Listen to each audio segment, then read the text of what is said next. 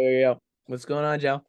I know you just sent me your mechanics, and you were probably expecting me to like just like type a few things in the chat and like what I thought. But I ended up typing like 4 paragraphs, and that's just not my best form of communication. So I'm just going to kind of speak on what I saw. Um, and I'd love to hear what you agree on, what you disagree on, because I'm always ready to talk about biomechanics. And I love the conversation of pitching in itself.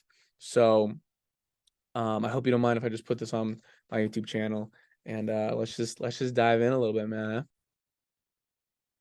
So let's just play it through one time.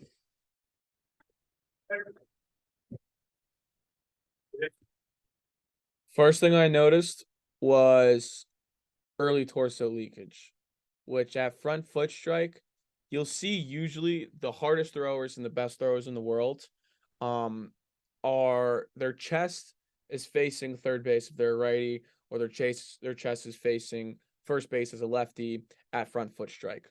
And if we look at you, you're not really there.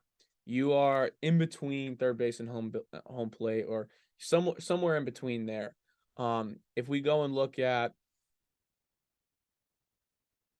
Let's take a look at Jacob deGrom and Pedro. If we look at Pedro and deGrom, let's go to front foot strike for them. So that's front foot strike for Pedro and for deGrom. And you could tell at your front foot strike and their front foot strike, two different animals. They're still closed off, their hips have rotated, and they are facing third base. You're just not there right now. And I think when you are there, that's when you're throwing and you're like, damn, bro, why am I throwing 90, 91, 92? Like, that's why. That's definitely one of the reasons why you have those really, really good days. And sometimes you have those really, really bad days. I think this could be one of the reasons why. This right here is the position we would want to get you in for foot strike. That right there, that would be money. And it's definitely doable. What I just seriously want you to look at is imagine there's a straight line being drawn through the center of their chests. If there was a straight line drawn through the center of your chest and the center of both of their chests, it would look radically different. So that's what I want you looking at right now, in the direction of where your chest is and your torso is in comparison to theirs. I know you love throwing plyos and you throw them almost every single day. Might be just a smart idea to start throwing those plyos with a black or green ball in your glove hand.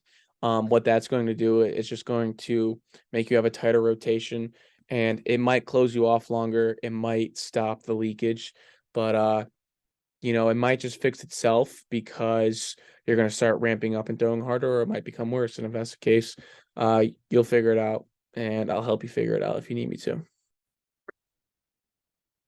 So something you don't see with 99% of high-level throwers is this position after ball release. And if 99% of the high-level throwers don't do it, most likely it's not going to help you throw harder or get drafted. And what we call this is an aggressive trail leg. The reason why I asked you if you reverse lunge at IMG is because this is a reverse lunge position. And usually when people have an aggressive trail leg, it could mean that their just reverse lunge isn't strong enough and they are unable to have the stability to stay in a good position after their hips have rotated. And they're just back leg and their front leg just can't support each other. That might be one of the reasons why this trail leg is so aggressive. And I can prove to you that it is aggressive right now. Just take a look at the position his back foot is in after he releases the ball. His foot is right where it started, a little bit off the rubber, nothing too crazy, nothing too aggressive, while your foot is about where his knee is. All I know is high level throwers do not get in that position that you get in. It's like you hit the brakes right here, and then you just don't know how to properly and efficiently sequence your energy from here. So you hit the brakes, you don't know where to go from here. And it's kind of like you just crash. We don't want to crash. What Jimmy said was incorrect. The tree, the car hitting the tree instead of hitting a bush is incorrect. We don't want that. We want to efficiently rotate is what we want to do. A lead leg block is a hip driven movement. It is not a quad driven movement. So when you have a bad lead leg block, one of the reasons is probably because the internal rotation and the external rotation in your hips are not good enough. You're unable to accept that load, and you just don't have the patterns to do so. Correct me if I'm wrong. You've done that your whole life. That little hop, you've done that your whole life, and I've watched you pitch for the last 5 years. It's just extremely aggressive, and it's just not that efficient. Then again, you could go throw 98 and still do the same thing, and I could be wrong. I just know that the high level throwers don't get in this position right here.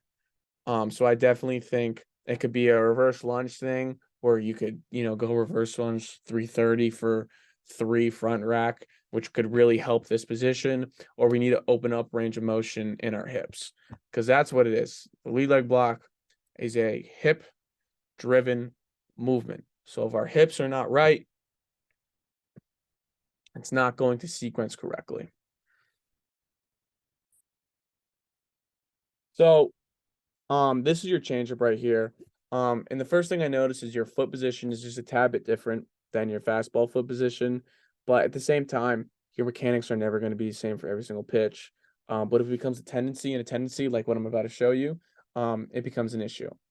The tendency and the compensation that you're doing right now is an extremely soft leg, and your front leg and your aggressive trail leg are already kind of iffy. You add a changeup and you kind of just soften everything out. You can tell from that position right there, your front leg is just soft. And what's happening there is that you're just like, I'm assuming you're just trying to slow this changeup down as much as possible. And I've gotten in this habit as well before, whereas I try to slow a changeup down as much as possible. I go back, I look at video, my front leg is just like soft. Um, the best changeups in the world are the ones that look like fastballs and then disappear. So I definitely think this might need some help. And I'm assuming you've probably been throwing a changeup like this your whole life. So if you want to go look at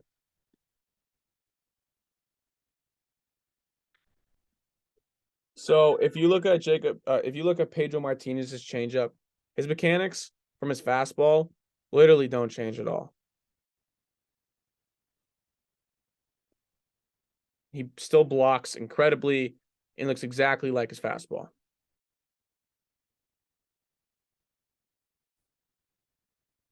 So a big thing for that changeup, throw the fucking shit out of it. Throw it hard. Fuck it, bro. Like literally just throw a fastball with a different grip. Because like I said, the best changeups in the world are the ones that look like fastballs and then disappear. If you look at Pedro's changeup compared to his fastball, they both move very similarly, but his changeup has just a little bit more depth on it. So just throw that changeup hard, bro. Throw it hard. Throw it with intent. So, we can agree or disagree on anything I say. That's just life in itself. Um, all I know is the positions that the high level throwers get into and how to chase them. And if you're doing something differently than high level throwers, you start to think, is what you're doing the most efficient thing possible? And you can't have the excuse of, well, I'm 17 years old and they're, 22, 23. So it's like a little different. You want to get fucking drafted in a year. So if you want to get drafted in a year, you need to start getting in the positions they get into. And that aggressive trail leg is not one of them, and that early torso and that soft leg on a changeup are all things that high level throwers don't do. So I think they might need to get fixed in the future, soon, whenever. But like I said, we can agree to disagree. If you think I'm right, if you don't think I'm right, it's whatever. I would love to have a conversation about it though. I think it's really interesting, in the biomechanics of you as a human being. So I appreciate you if you watched this whole video. Let me know what you think. I know I'm seeing you tomorrow. So let's get after it tomorrow, man.